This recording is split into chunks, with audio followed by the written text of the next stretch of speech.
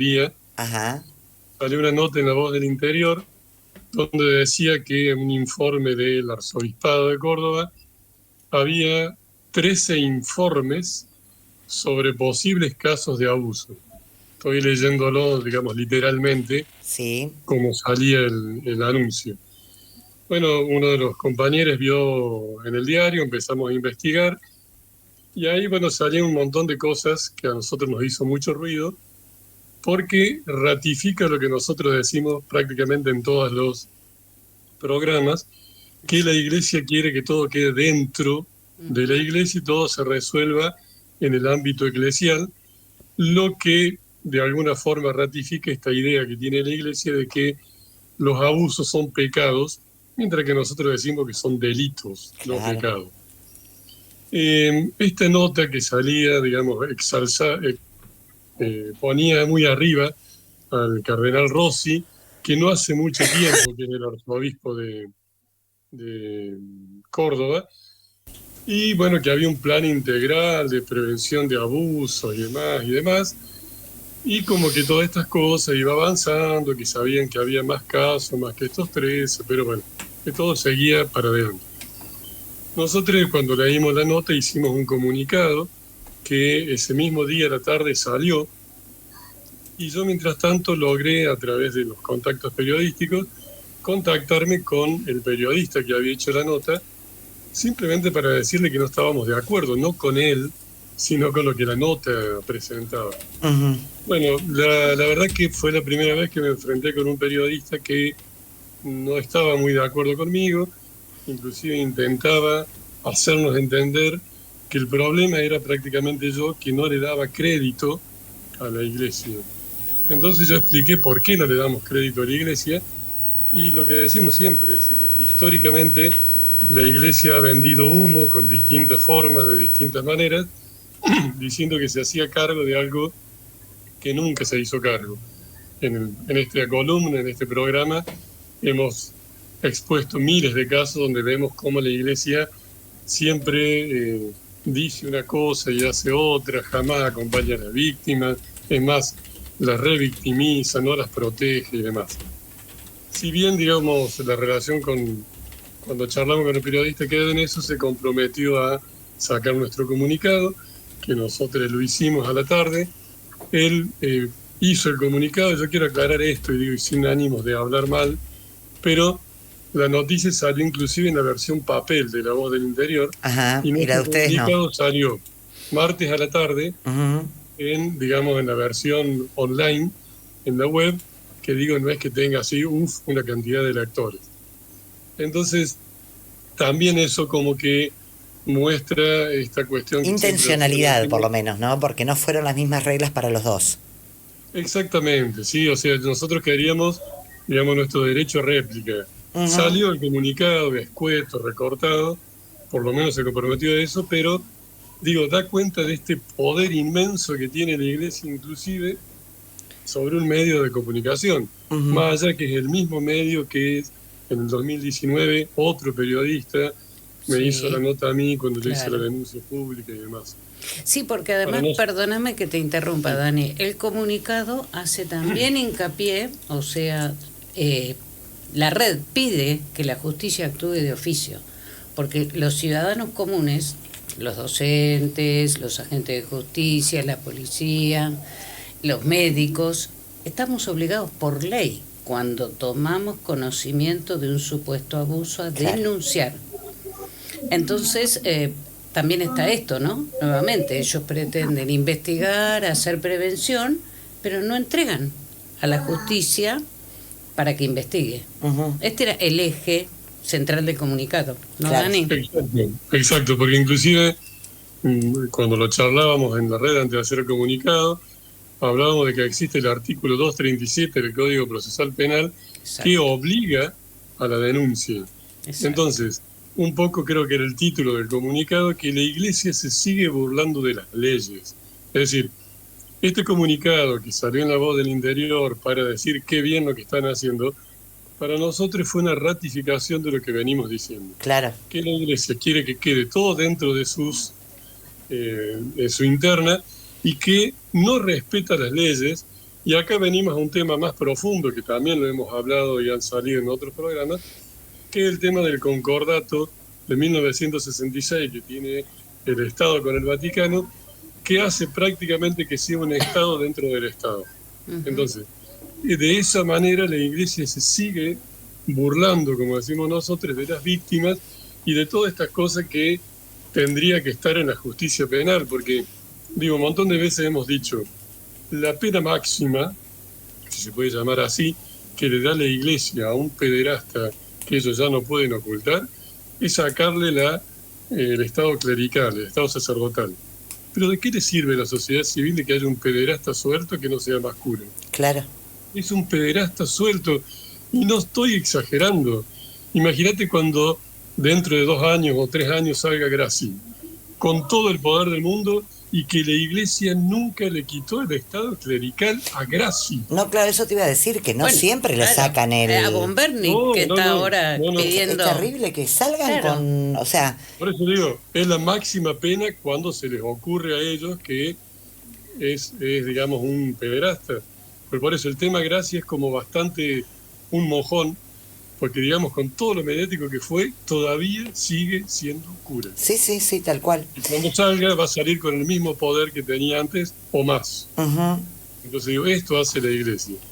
Y además digo de lo de Córdoba, que fue así como muy, bueno, a nosotros nos tocó mucho y demás, conocemos lo que es la Iglesia en Córdoba. Córdoba tiene esta contradicción de la Córdoba del Cordobazo, la reforma del 18, y la Córdoba clerical, la que de alguna forma impulsó la revolución del 55, bueno, todas estas dos Córdobas distintas, ¿no?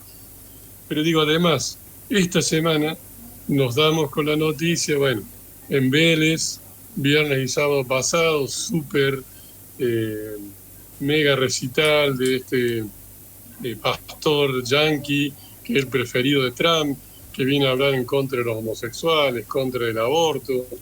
Días antes, el 31 de octubre, Asiera, que es la organización más grande de los evangélicos, llega a Casa Rosada, y no solo que llega a Casa Rosada lo reciben, sino que hacen una oración. O sea, Casa Rosada se transforma en un templo de los evangélicos, y al mismo tiempo, en esta semana, hoy mismo, entiendo que en Buenos Aires, se estaba la UNAJ, la Universidad Nacional Arturo Jaureche, con, digamos, el beneplácito de la diócesis de Quilmes, presentaba la cátedra libre Papa Francisco para hablar de las bondades que hizo Francisco respecto a lo social y demás. Nosotros también sacamos un comunicado porque decimos que la injerencia de las iglesias en el Estado no es algo que nosotros decimos va a pasar, ya está pasando, ¿sí? Recuerden que el presidente tiene una agrupación que son las Fuerzas del Cielo, que él se siente enviado por Dios con la motosierra para hacer las barbaridades que está haciendo. Y por otro lado, la Iglesia Católica enaltece al Papa Francisco porque ya murió, porque era argentino, y es uno de los grandes encubridores, pero no solo de la pedofilia y de la pederastía en la Iglesia, sino de todos los tipos de abusos que existen. Entonces, la Iglesia vende humo, Milei le da cabida a los evangélicos, y la religión, todos los que nos gusta la historia sabemos que siempre fue el sustento moral de toda dictadura que anduvo en el mundo, de todo estado totalitario que anduvo en el mundo. Sí, igual permitime que te haga un alto ahí, Daniel, porque no hay grieta con el tema de la Iglesia y el Estado, ¿eh? Porque ahora es el turno de los evangélicos, pero con el gobierno anterior y con el anterior y con el anterior, o sea, los TEDEUM, la política siempre participando de cuánta convocatoria hay. Claro, la convivencia. Grabois, y que es el hijo natural prácticamente del Papa Francisco, Juan Grabois, y lo tenés del otro lado. Dios, Patria y Familia fue la campaña de Massa anterior. Me parece como que estamos muy atravesados y que totalmente no hay grieta en esto de que no hay separación. Y ahí está el error, ¿no? Porque tiene que haber separación, Estado-Iglesia, coincido con ustedes totalmente. Claro, por eso digo, no es que la Iglesia Católica ahora sea buena y que sean malas las iglesias evangélicas. Las religiones todas son dogmáticas, todas están, digamos, en contra de los derechos de las mujeres, en contra de los derechos de las niñeces, en contra de los derechos conquistados, todas las religiones. Además, una cosa que ha sucedido mitad del año pasado y este 25 es que empezamos a recibir consultas y a integrar sobrevivientes de la Iglesia Evangélica, justamente. Bien, que no había. Que hasta ahora no había, claro. Sí. Se empezó a abrir una grieta. Bien, bueno. Pero, claro. Importante que pudieron, como porque vos me contabas que obviamente ustedes abrazan y acompañan a cualquier credo, pero que la que más se había destapado y la que por ahí estaba como más pasando de lo privado, de la iglesia para adentro para afuera, era la católica, que costaba mucho, ¿no? En la evangélica había esta tendencia todavía de arreglemos todo acá adentro.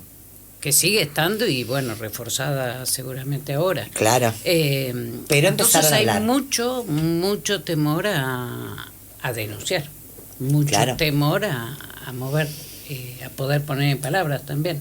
Y eso también lo vemos en la red. Eso también lo vemos. Daniel, gracias por esta comunicación, bueno, por hacernos conocer un poco todo lo que ocurrió ahí en tu provincia de Córdoba, con este medio de comunicación, con los informes, con ustedes que también fueron como un poco cercenados, ¿no? No tratados por lo menos de la misma manera por el medio de comunicación y bueno, como vos bien decías al comienzo, ratificando lo que se viene diciendo acá hace tanto tiempo. Perfecto, sí. Bueno, gracias a ustedes y ratificar esto que estábamos diciendo. Entonces, de nuevo, no es por un lado la Iglesia Católica buena, los evangelistas buenos o malos y demás, sino que digamos la influencia de las religiones que coartan la libertad. Tal cual. O sea, todo dogmatismo coarta la libertad del espíritu crítico, entonces no tiene que tener injerencia o la enorme injerencia que tiene, sobre todo en una época donde hay, yo espero, pienso que no va a pasar, pero una resurrección de todos los valores del medioevo, con la derecha, digo, de muchos lugares, de muchos países, pero que encuentre una gran resistencia en la mayoría de la gente, pero siempre pensando que las religiones, así en plural, están siempre a la vanguardia de estar en contra de los derechos de las mayorías. Gracias, Dani. Un abrazo enorme. Abrazo. Nos estamos viendo. Gracias. Abrazo, Dani. Bueno, Daniel Vera desde Córdoba con estos 13... No entiendo igual el fin de la Iglesia Católica de allá de publicar 13, porque ya los 13 informes... Los supuestos 13, informes, por lo cual largaron un plan de prevención. Entonces, según lo que decía la información, comenzaban a capacitar a catequistas, a integrantes de la Iglesia, para la prevención y la detección. Todo bien. Ahora, si van a guardar todo adentro del obispado y lo único que van a hacer es llamar a la gente y revictimizar, digamos que no sirve de mucho. Acá el punto es, ¿por qué no entregan a la justicia? Es el mismo tema de siempre, pero nada más que visto con lupa, porque esto de que hablamos siempre de la Iglesia no abre los archivos, la Iglesia no entrega la justicia. Bueno, en Córdoba se vio como con lupa de esto. Esto es lo que impacta. Sí, de todas formas, yo poniéndome un poco más del otro lado y con una bocanada positiva, si querés, evidentemente la presión que están teniendo como iglesia, como institución, es tal, la presión, digo, producto de esto, ¿no? De las redes que se están armando, de las denuncias, de que no es un cura o dos, son muchos que están en el banquillo de los acusados. Vos fíjate la presión que tienen para publicar, o sea, ellos mismos, por más que ahora activaron el protocolo, la demanda que hay evidentemente de que transparenten es mucha, porque si no, ni loco publican 3 informes. Más allá de que a la justicia no le den nada, que ratificamos, estamos de acuerdo, ¿no? Pero digo, hay una presión popular, una presión de la opinión pública, de la gente, de ustedes como red, de la justicia, que algo está moviendo poco, pero está moviendo, que se sienten en la situación de decir, bueno, vamos a darle un caramelo. Sí, ¿no? También se podría ver como, ya que hay tanto ruido, sigamos convocando adentro, convoquemos adentro. También. Porque no nos conviene, ¿no? Porque en realidad eso es lo que deberían hacer.